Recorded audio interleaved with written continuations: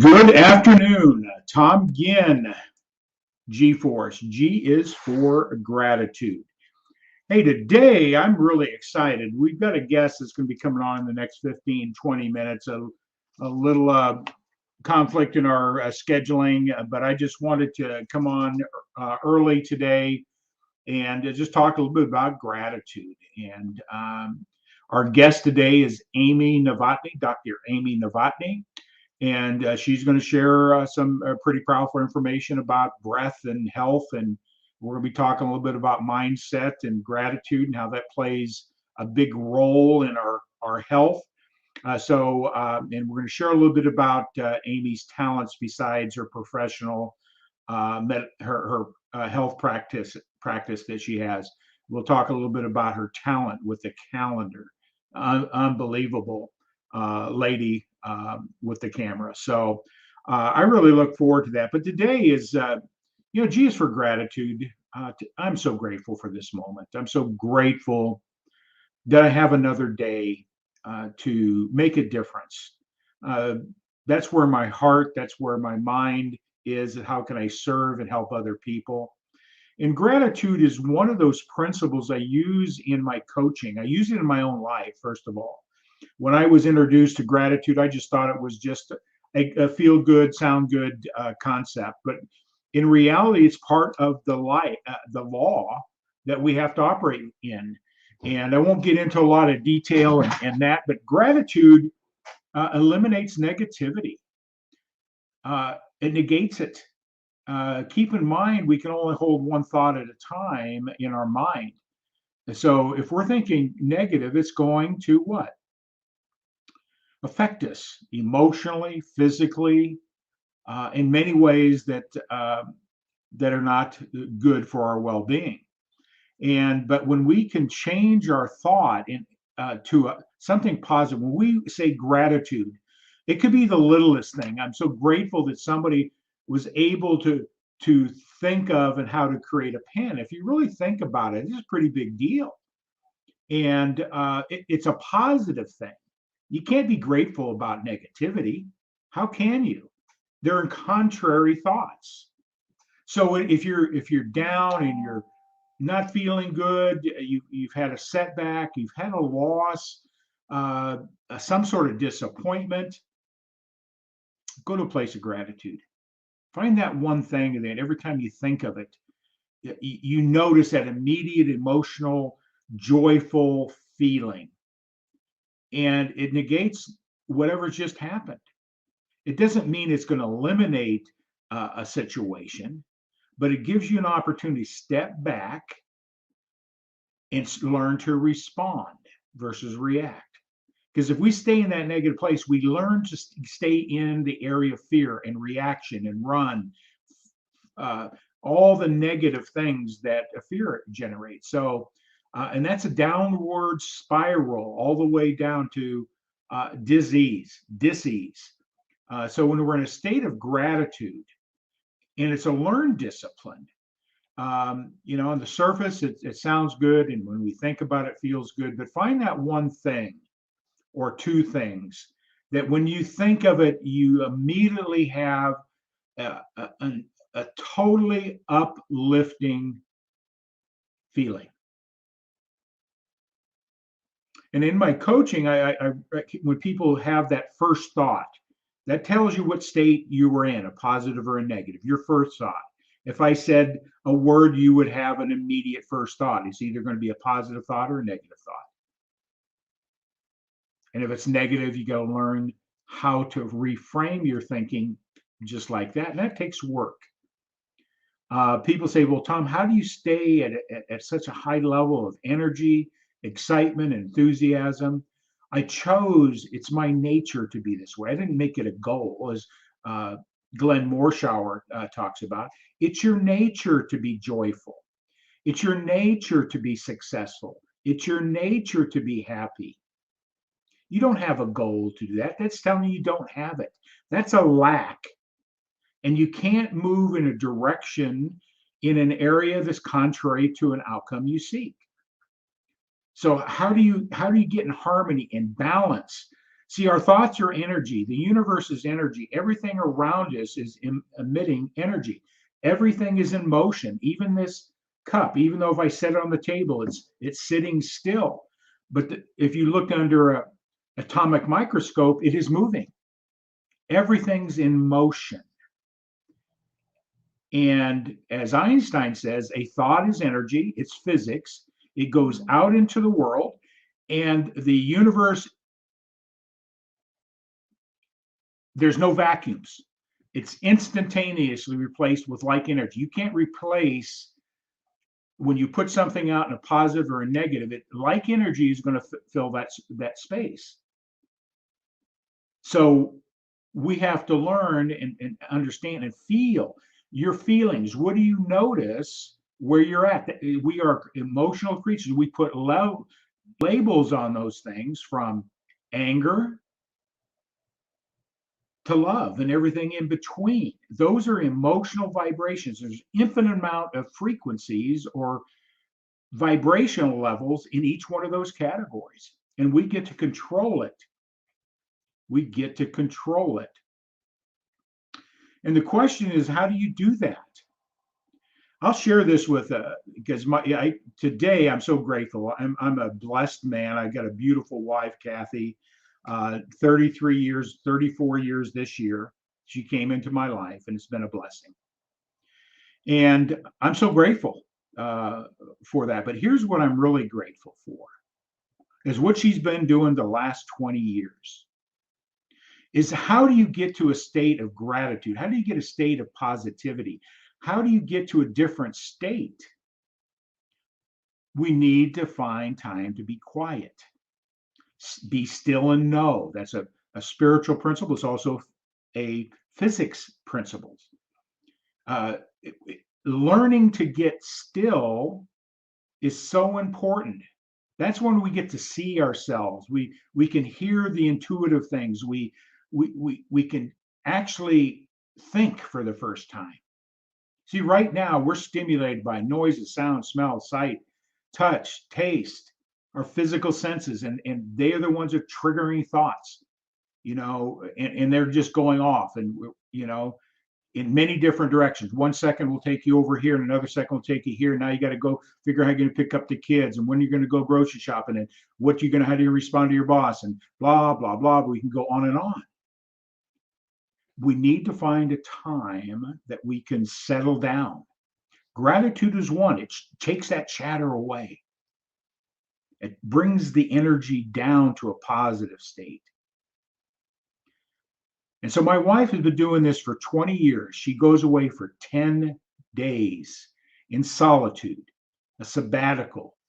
She stays in an octagon glass house, perched on the edge of a lake, a frozen lake. We're here in Wisconsin. So she has been doing this for 20 years. This is where she writes. This is where she contemplates, gets her inner self balanced. She's a very busy woman, just like myself. I admire what you do. When people say she goes away, there's no people around. She doesn't have her cell phone with her, and she just writes and she contemplates. She thinks. Be still and know. The universe will give you more than you are aware of. You got to be silence to see ourselves.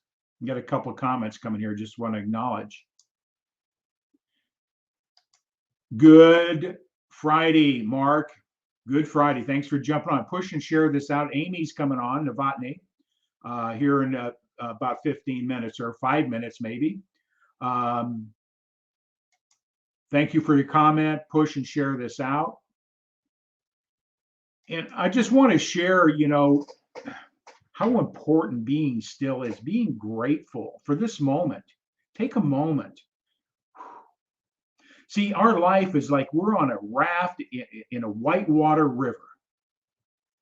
And we're bouncing from one pool to another, one rock, and it's just white water. We're getting splashed, we're getting beat up, we're getting bounced around. There's no way that we can see ourselves in the turmoil of the current. It's impossible. You can't see your reflection of yourself. The only time you can see and hear is when that raft gets out of the whitewater, hits that calm place in the river. It's calm, it's smooth. And then you can look into the water and see the reflection. That's the message coming back to you. The only way that we can get ourselves grounded is there's lots of different ways to do it. It's a discipline. It's a way of thinking. And when my day gets out of whack, or I'm getting distracted, or I've got too many things on my plate, I can just take a moment and be still. I can shut everything off. I can shut the chatter of everything around me. It wasn't easy, but I tell you what, you get to that place, you can then start responding to the physical world around you, the chatter, the noise. You can respond versus react. So being still is so important. I think today when Amy comes on, and I'll let her tell her story and what she does with breath and how it helps in the area of pain and all that, the breathing. But breathing also gives you an opportunity to settle down. Keep in mind, you can only hold one thought at a time. So you hear people told, learn to breathe. It'll settle the mind. It does, and do cadence. Slow inhale. Think about the breath. What does it feel like? You can only hold that one thought, no matter what the chatter is around you, the noise, the disappointment, the hurt, the pain, everything around you. If you could just learn to breathe and just focus on the breath, it calms the mind. It brings you down to, I call, mental homeostasis. See, everything in nature is trying to seek homeostasis, balance. The universe is balanced. It works exactly the same. It's always in harmonious balance. Now, we may not understand why the wind is blowing or why a tornado come through, but that's still harmonious balance. It's the physics of the universe. It's always in balance. But us human beings, our minds, our thinking doesn't allow us sometimes to get into harmony, get into balance, so that we can focus, change our thoughts. And gratitude is one of those principles.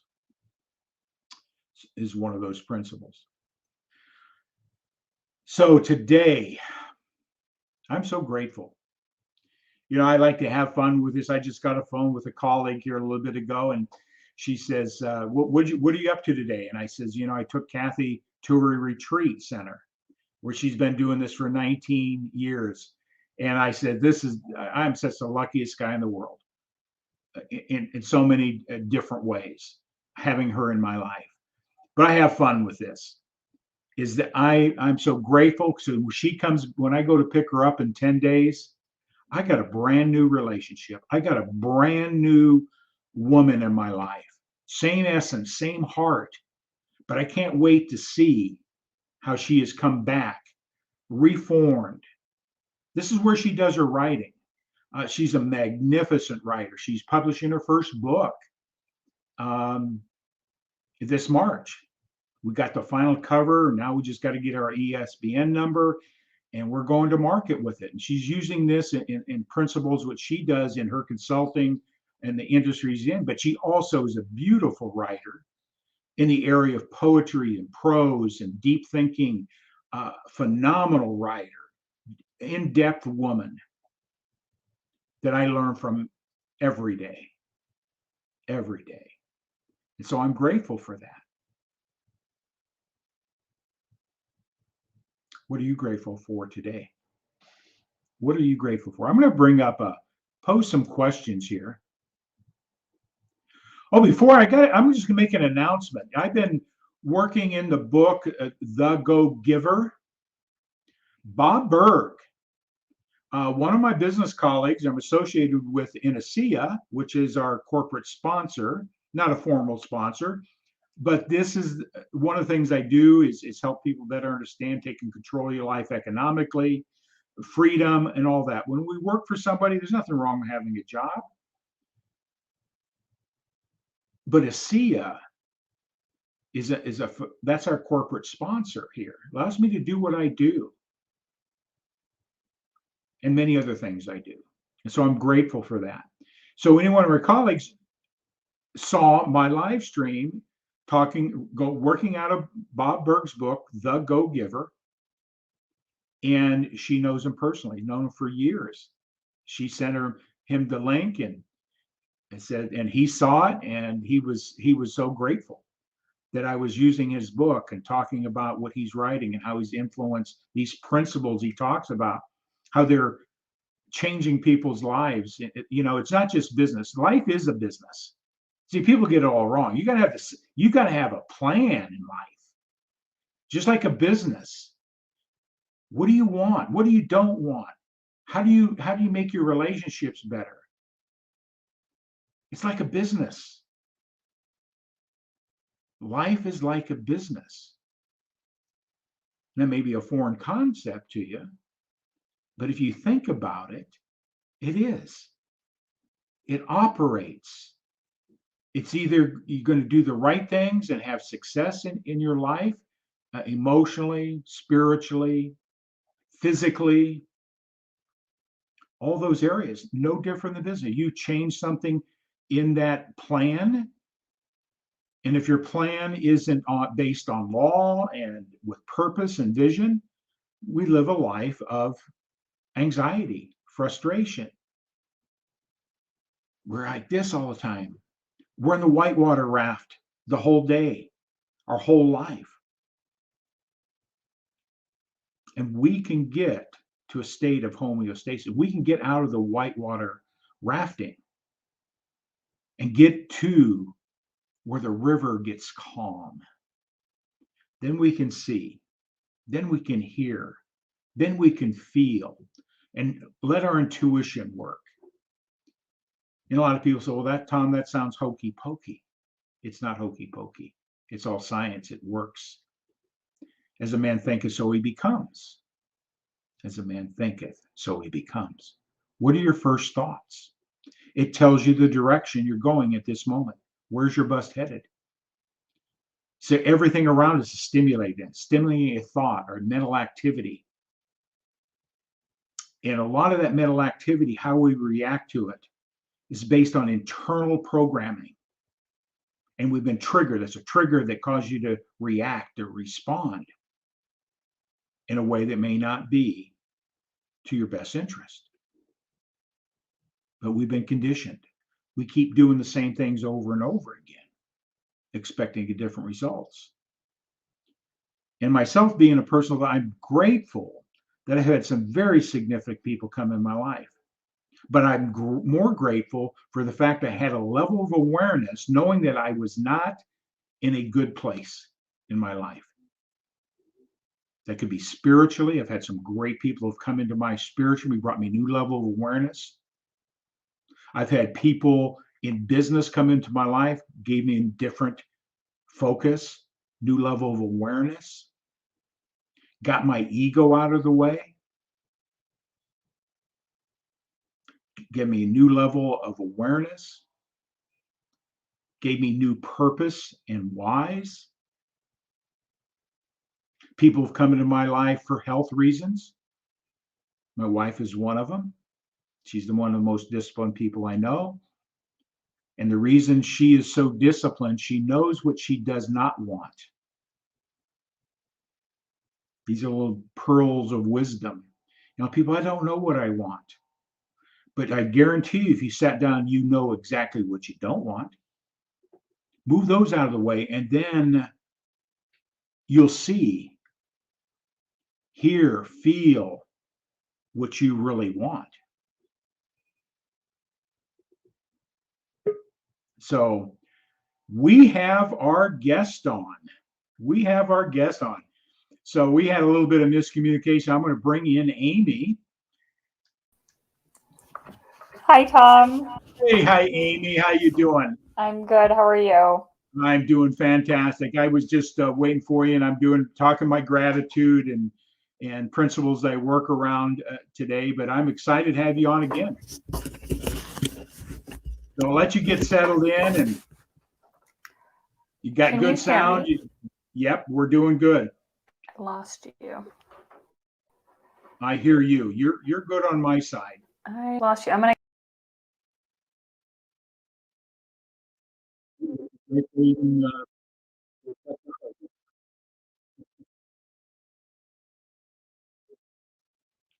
Here she's back in again. Let's see what we got here. I'm gonna. Yeah. Can you hear me now? Gotcha. You're perfect. There we go. The How you doing, Amy? You're still freezing up on me. I have no idea why. Can you hear me? I hear you. Okay. I guess I'm okay now. I was having trouble loading me for some reason. Okay. Well, you're not in Wisconsin where it's 10 degrees today, so nothing. There's nothing technology being froze up here. So, but thank you for joining in. I apologize for the miscommunications. But my mind always says 12 o'clock, and you said you need to be here at the half hour. So I hope I didn't disrupt your day anyway. So It's okay. Luckily, I know how to calm myself and go with the flow. absolutely. I think today there's a lot of things I would like to talk about today. When you came on Elevate Your Profits, more about your journey and your path to. I'm going to talk about that a little bit about your breathing, and I want to maybe we talk a little bit how that relates to bringing ourselves to a calm space. And that's one of the questions I have about how it affects your health. So I'm so grateful to have you here today again. I'll just let everybody know again that G is for gratitude.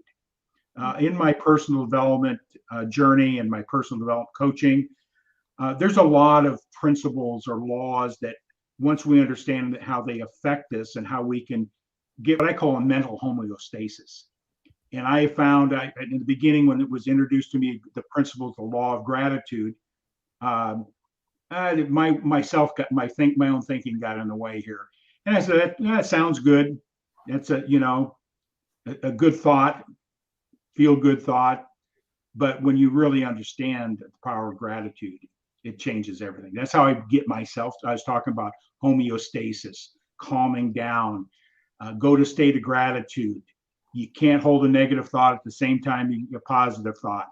And so how to take control of that. So that's what I was doing before you come on. So tell everybody here that may not know you a little bit about your background. Sure. And then I'll throw a question. I'm a real shoot from the hip guy. So I hope that doesn't, you ready? I'm ready. I'm ready for anything you want to throw at me. All right. So I started off with my doctorate in physical therapy. I did that for about 5 years, and then I started to transition into what I do now. And it started with, I was invited to be a clinical director at a different facility, and I started learning through the Postural Restoration Institute about asymmetries in the body and how that affects movement and pain. And at the same time, I was training for the Boston Marathon, trying to qualify for it and running marathons and training on the treadmill. And I started playing with my own breathing habits and looking at how, if I breathed a certain way, what happened to me on the treadmill. If I breathed a different way, what happened. And it got to the point where I could breathe a certain way and it felt like all the tightness go away, all the pain go away from long distance running. And I got off the treadmill, I felt like I had never jumped on.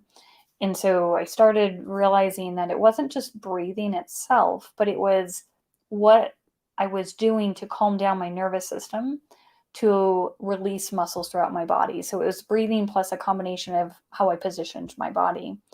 And I started studying that more and more. And there's not really a collection of work that you study, because it's not really like these concepts all mesh together into one field of study. I had to study breathing separately, your body position, which I already knew from physical therapy, but also your nervous system and how your body position affects that. And so the three combined together, it led me to this methodology that I now use and employ with people all over the world to help them out of pain, out of major orthopedic surgery, stress, anxiety, improve focus. It helps professional athletes perform in their game or recover after a surgery they've had. So helps with sleep, just all these different things. And so that's what I do now. I have my own business and I do that. So you come about this through your self-examination, understanding the physiology of the body, and then understanding you start applying these the breathing, and you started seeing what it did for yourself, right? And you said, "Hey, this is a discipline that I can apply. How can I teach somebody else?" Is that what you came about? Absolutely, because when you're in the endurance athlete world, there's tightness, there's pain, you're always fighting like piriformis syndrome, plantar fasciitis, you're fighting something. And as a physical therapist, I used to teach people different ways to strengthen, stretch, balance training, movement patterns. I used to work on it that way, but it was always something that was done external to the body. And it was always something like you have to do this to maintain your something.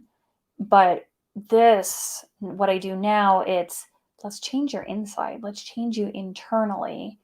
And this process, it's so freeing to the body, and it helps people in so many different ways. It's it's just different type of experience and transformation.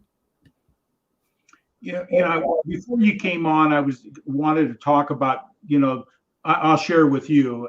My wife has been doing this for 20 years. This is the 19th year, 19 years. She goes away to a silent retreat in an octagon house on a lake overlooking a frozen lake, and no influences of the world, just nature and her, and no cell phone. This is where she writes, and she's just able to. She's a massage therapist, been in that industry over 30 years. She understands breath, but she's been teaching me how to breathe just so that you can settle yourself down. I mean, I think that's where most people think, oh, I learned my breath, I can calm myself down, change, because you can only think of one thing at a time. Think about your breathing patterns and just watch physiology, what happens. And so she's really intrigued to talk with you. I want to let you know that. So I think she reached out to you because she wants to learn that discipline or hear more about it from you. But breathing I think that's where most people think that's all breathing. It just sort of settles my mind down. I get a sense of relaxation. But besides, this from your practice, we know that how we think, and if you can breathe, where I'm just talking here on the breathing side, the basic things that most people know, they know that changes the physiology of your body all the way down to cellular level. Yes. Because they've done studies that, positive thinking changes how the neurochemistry works at cellular level, which is not a good thing. And they watch people go into a positive state and watch that cellular activity do the right things. So that's where most people are with breathing and just calming themselves down. But you mentioned some things, you discovered this for the performance pain. How does that work? I mean, and what type of things do you do differently, and just focusing on rhythmic breathing like a lot of people teach in that industry. So what specifically is that about? Yeah, so there's a lot of different types of breath work out there, a lot of different methodologies, techniques, and the common theme is just to help people calm down. Sometimes, like Wim Hof, he does it to ramp people up so they can handle a situation that they may not normally be able to handle, like freezing cold, an ice bath, or getting injected with E. coli. So he does it to ramp people up, but a lot of the breath work out there is to calm people down. Now, what I do is not just breath work. And so I don't have a claim to say, well, if you just breathe, you're going to get out of surgery. It's not that at all. There's a lot more involved. And sometimes it gets misconstrued that, you just can breathe and poof, you're better. It's a process that we're taking your body through. So we're looking at your body position. How you breathe is actually dependent on your rib cage position. So a lot of breath work out there, it changes the rhythm, it changes Do you hyperinflate? Do you exhale for a certain amount of time? So there's different rhythm and patterns. But the one thing that I haven't found in common with a lot of breath work out there is looking at the rib cage position, because the rib cage position determines your breathing mechanics, which determines what your breathing does for you, whether it calms you down or ramps you up. So if my ribs are set in a position where it activates my fight or flight nervous system, then my breathing is going to be more reflective of fight or flight breathing. Even if I'm doing some type of rhythm that feels calming, if your ribs are elevated, your breathing is going to be more shallow, even if you're trying to work on calming yourself down. So there's almost like an incoherence on what you're doing. And so we want to make sure that your body is set up for calm. So that way your rib cage is saying, okay, my ribs are down, so that means I'm going to access my diaphragm more, which stimulates my vagus nerve, which calms me down. So we want to get all those things basically in alignment and in coherence, so that way your body processes and says, oh, okay, my body says I need to calm down, my breathing says I need to calm down, I'm going to actually calm down. But if you have opposing forces, it's going to be really hard for you to calm down. And that's why sometimes people say, I practice breath work, but I feel even worse, or I feel even ramped up, or I'm breathing, but I just can't calm down. It's because your body's not in coherence. You're telling it to do one thing and you're telling it to do the other thing. And so your body's like, okay, stand still. They're not going to do anything. So there's the process of calming, of getting everything lined up, and then learning how to, as you calm down, your muscles are releasing, so that you learn how to feel things that are releasing that were activated that you didn't even know. And then you're learning how to activate muscles that pull you into that good position to keep you there. And that's how it works with performance athletes or professional athletes, is there are places in their body that they've been pulled out of position that they can't feel their muscles doing it, or they can feel they're tight but don't know how to relax. And they've stretched, they stretch, but it will not stay still, because stretching is an external process. We need to get the nerves to release the muscles internally. And so with athletes, we work on breathing plus their position plus sensing muscles activate or relaxing. So it gets them back into neutral, pain goes away, their performance improves, or their speed improves, or strength improves, whatever it is, whatever they're working on. Okay. To learn to teach somebody how to put their body in the right position, is that something that you need to be involved with in person, so you can make sure that they're getting it, or can you teach this virtually? I do this virtually with people all over the world. Yeah. All I need is to be able to see them on Zoom. Okay, so you see what they're doing, you can coach them through that process, so they get that body memory of what that feels like, or even looks like in a mirror, maybe, I think. So, okay. Yeah, and honestly, it's actually better to do it on a video than it is in person. Because if I were sitting in person with you, most likely we'd be in a room where we're 3-4 feet apart. It is hard for me to distance myself enough to see your whole body. And it's better if I see you in a 2-dimensional, because I can see all the subtleties of your movement. And because when you're in person, there's just so much dynamic stuff that's going on and you're too close to me. So Zoom actually takes me away from you, and it allows me to see what you're doing. Plus we record it and you can see back what you're doing. And then as your body changes, you can see that too. But it's actually much more valuable to see you on a screen than in person.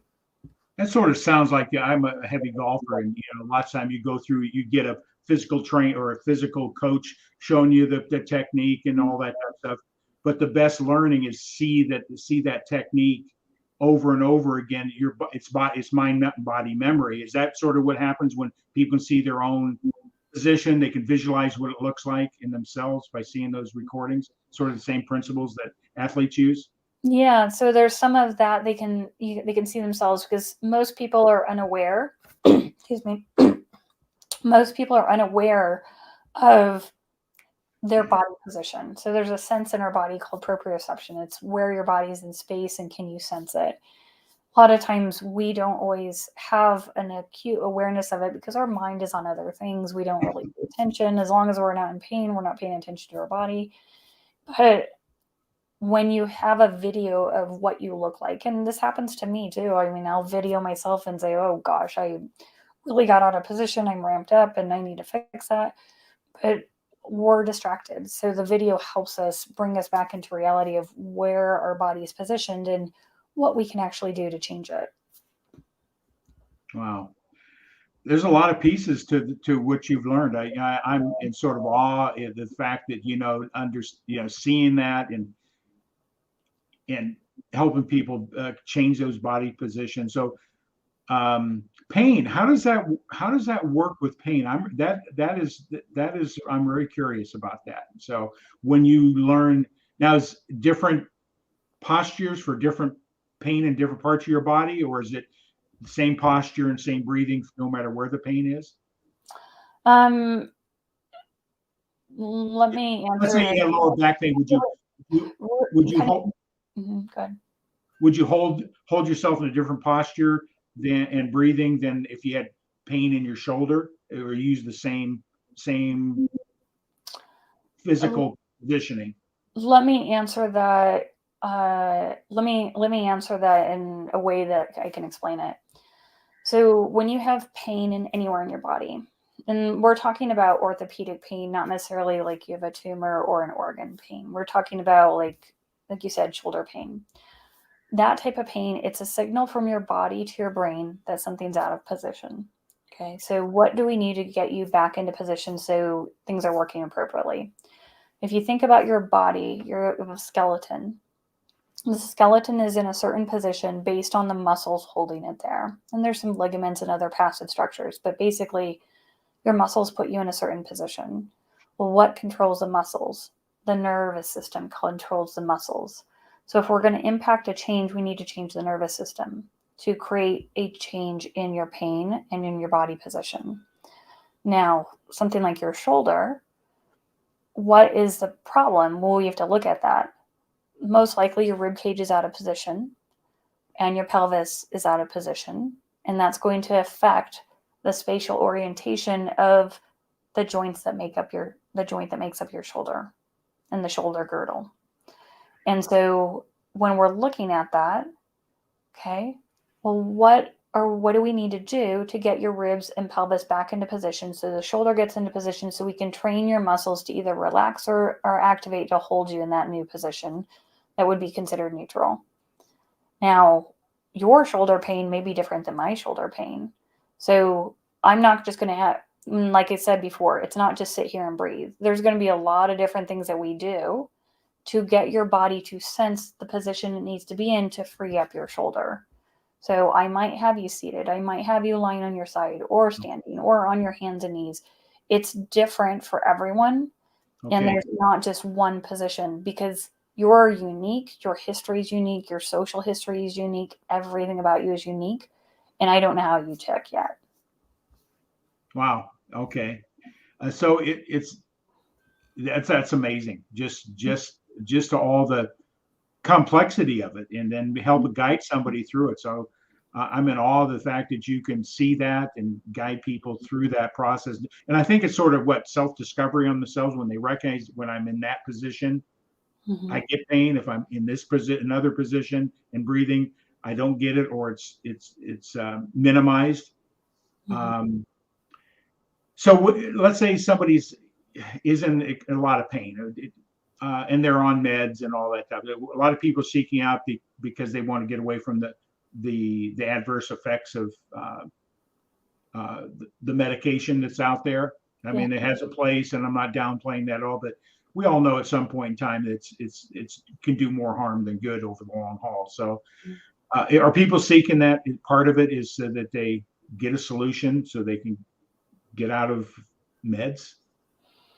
Or Um, how do you deal with that?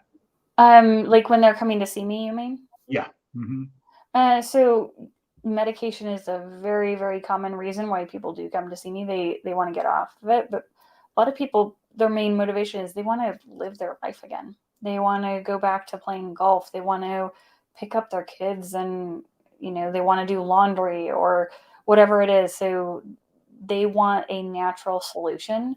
And like you said, a lot of people, they're on medications or they've tried a lot of different options, physical therapy, chiropractic, massage, acupuncture. They've tried a lot of different things and they're not seeing that full relief. So they want to actually change themselves internally and they want to have control over their body again. Because part of as we're going through this is you're regaining control over your body. So you know, okay, if I do this and it causes pain, oh, you know what? I need to change my body position because I can feel I'm off. Now I can get rid of the pain. Oh, now I can apply it anytime. And once you've learned this stuff, no one can take it away from you as long as you can feel it and you have the resources to review back. So it's a nice way for people to feel empowered and to be able to say, you know what, I can go out to dinner with my friends and I don't have to worry about my back hurting or, you know, sitting in a bench and it's going to cause a problem. Then I can't stand up. So there's a lot of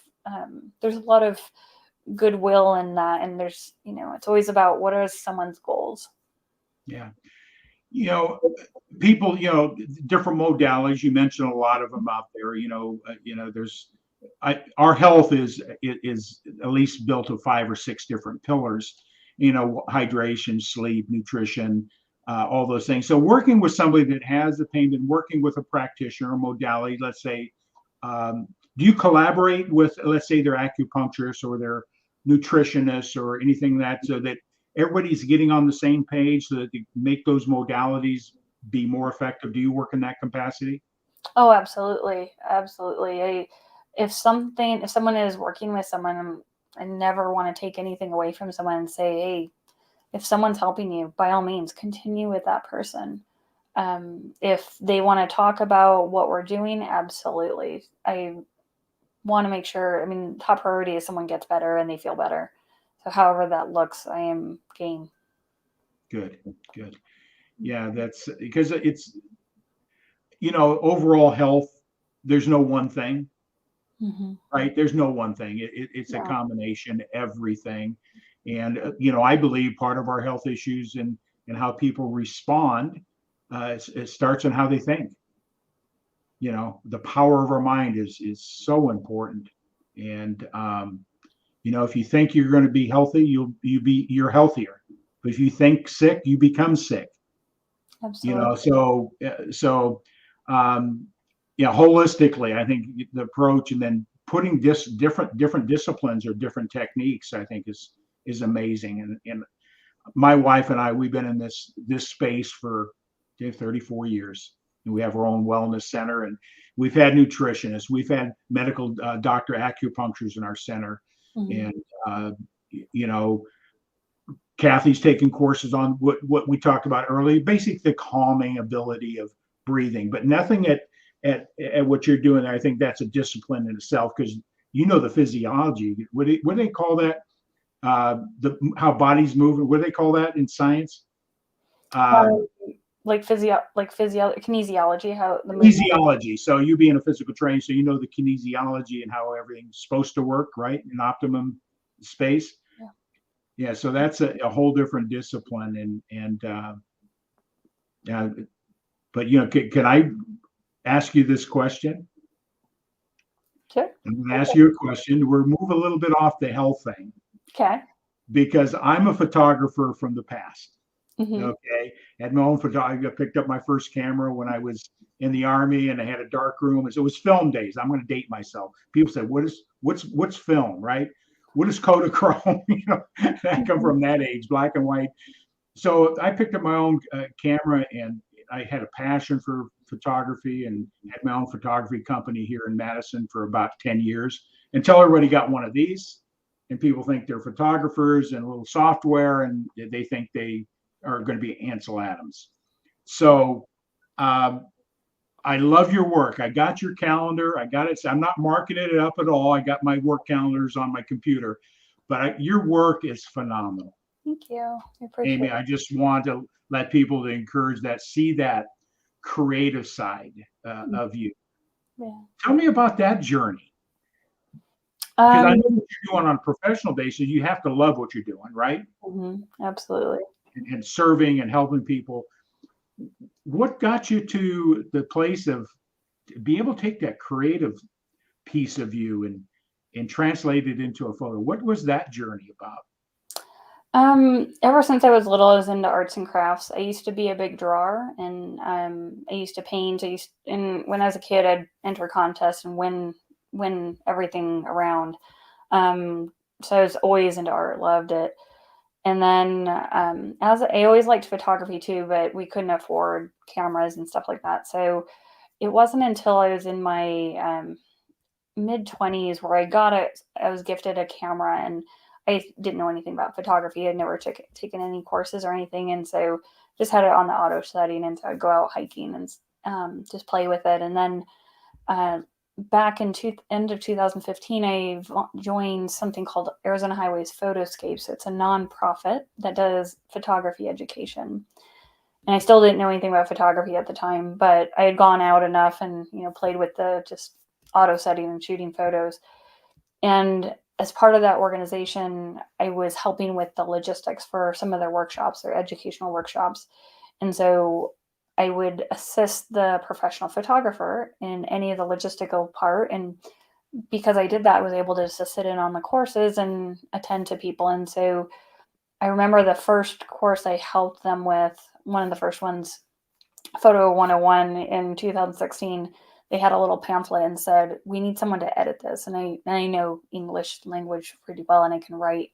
So I said, I will definitely do that. And so I went home, I edited it. And at the time I learned what exposure was. I learned how to change my f-stop. And that was basically my intro into photography. And so then I could help people more. So whenever the instructor taught, I thought, okay, how quickly can I absorb the information so I can help the rest of the students?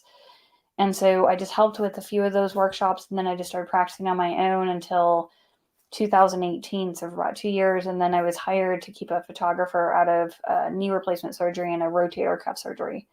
And so I traveled around the world with him and his girlfriend for about 6 months.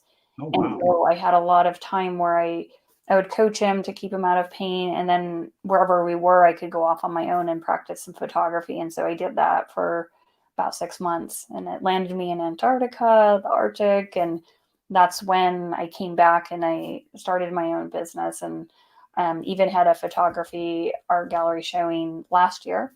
Oh, From it was a solo exhibit of 60 different images from Antarctica and shooting the emperor penguins and their lifestyle and sea ice ecology, those types of things. So that's how I got into photography a couple of years ago.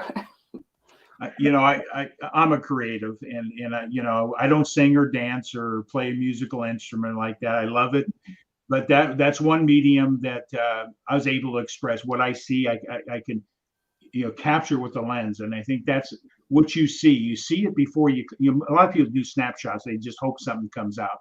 But somebody that's into photography, they says, I see this, and I understand maybe my depth of field could be, I can change and alter that, and all those type of things. You can visualize the outcome, and I think that's where real talent is you see it, the mechanisms of light.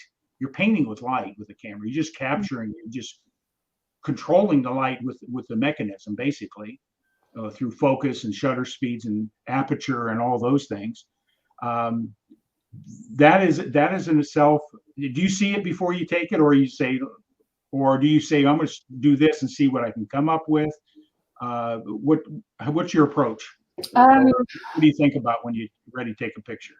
when I look at a scene, I think what aspect of that scene calms me down the most? Oh, What good. is aesthetically pleasing that calms me? So I'll hold the camera up and look through the viewfinder. And as I move it around, it's like, where do I feel like the balance in everything, where everything kind of merges and I feel good? And that's how I shoot it.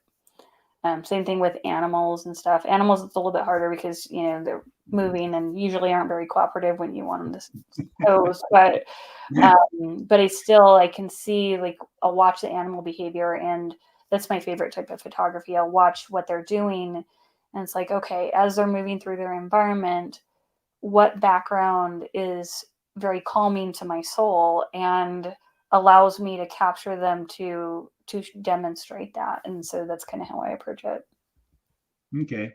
that sort of leads me to when I had two sides of my business. I had the sports photography. I shot at college level all the way down to the T-ballers, and I was very, very, very fortunate to be instructed by probably one of the best sports photographers in the country on how to do classical baseball approach, classical posing, and all that thing. And I did a lot of dance people, and I had some great mentors. Taught me that there's a very perfect way to do a plie, So she even drew them out for me, all the technical stuff. So I make sure, because every pose had to be perfect. And I was blessed with that. But where I really got excited is not the technical side and all that, the lighting and all that. But what I really got excited about is that was my more of a technical shooting talent that I developed over time. But where I really got excited was that, and I called my creative side of my business beyond the mind's eye.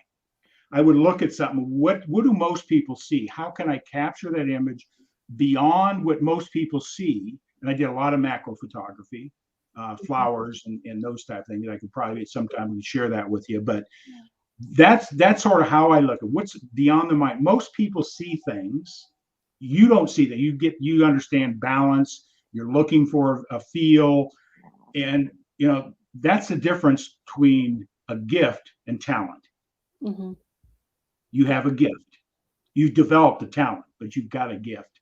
And I just want to compliment that to you. And yeah, so how can people see your work?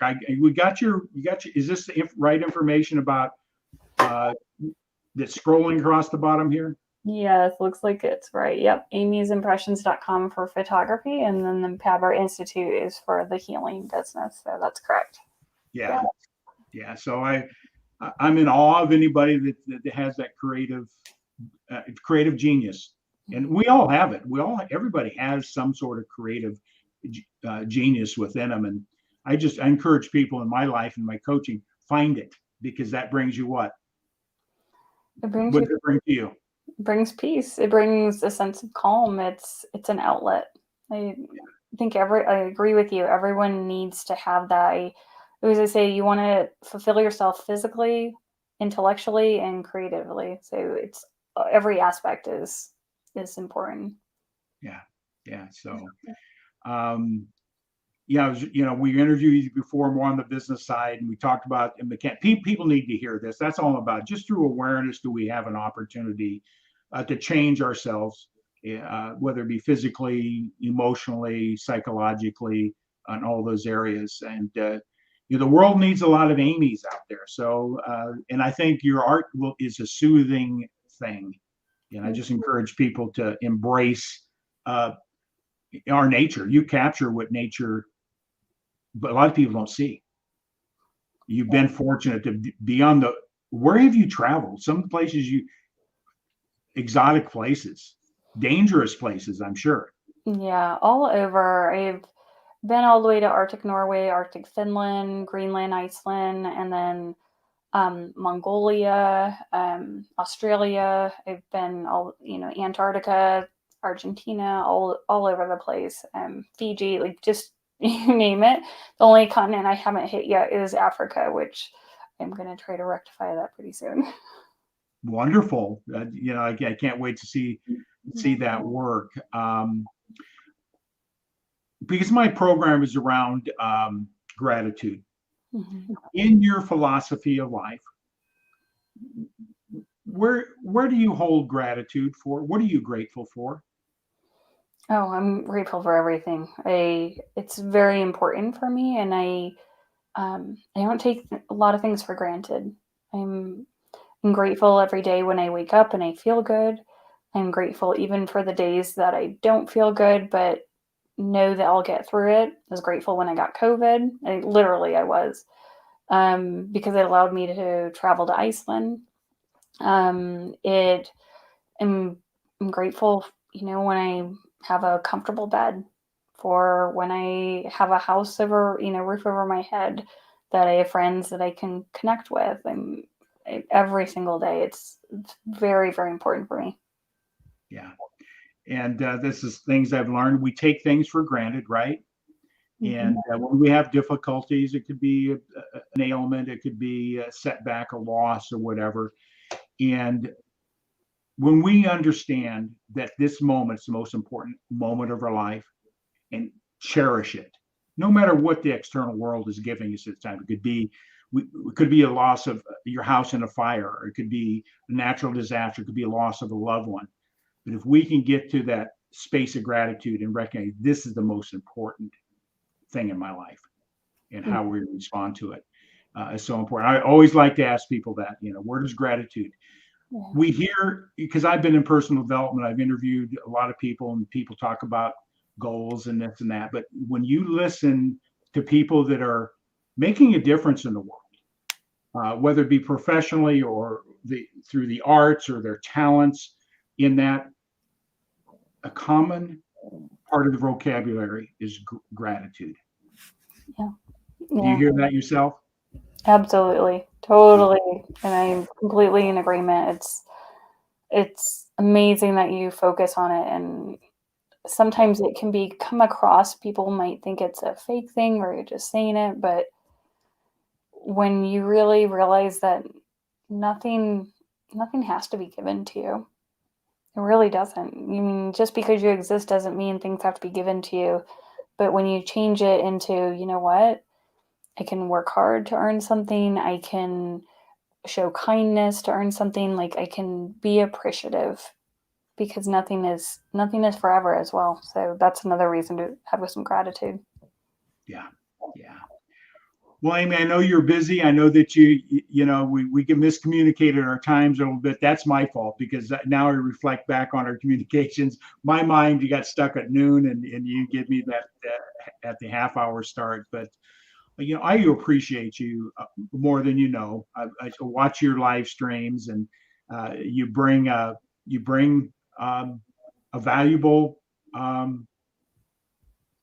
professional solution to people's health, and that's so needed, especially to have people look at there's options out there than what we've been conditionally trained to do. Not saying anything against our medical industry out there; they do wonderful things, but there's other answers too.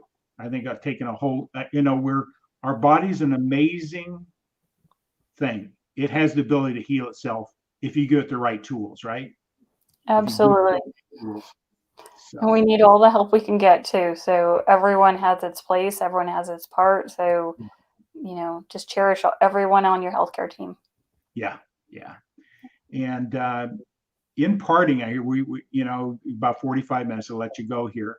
In parting, what would you like to let people know about health? One thing or two things, whatever it is, that in a mindset, what about health? Where should a person think about health? I would say kind of a little bit mindset, but just recognize that you have more control than you realize. And a lot of times when your body is in discomfort or pain or something's not right, it's communicating to you, and it's your job to listen. And if you don't understand the language, then seek out help to get it deciphered. Okay. Yeah. Listen, right? Just listen to your body. So it's telling us something, right? You just got to learn. If you don't understand it, then seek somebody out like you. So I've appreciated the opportunity to interview, and I encourage people to seek you out for consultation or your services. But I also encourage people to get that space of looking at beauty of nature and then the photography you do. So you're a gifted young lady. I could say that because I'm definitely a lot senior to you. So, but you're a gifted young woman. So, with that, anything else? It sounds great. And I do free 15-minute consultations. So if people want to chat and just learn more, or, if they just need free resources, reach out to me. Send me an email. Amy@PABRinstitute.com. You got it. I'm going to put you in the green room, and I'm just going to wrap up here, and then just give me a few more minutes, okay? You good with that? Sounds good. Thank you. All right. gratitude.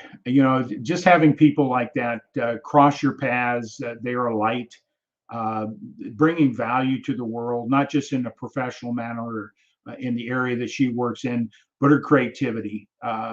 You know, she's an example that anybody can do more than they think they can do.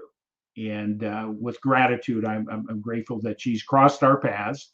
And take this information and share it. We never know who we can influence in this world. One word, one message, one conversation can change somebody's life in a very significant way. So I'm so grateful to know Amy, and we are going to sign out. Have a great weekend, everybody.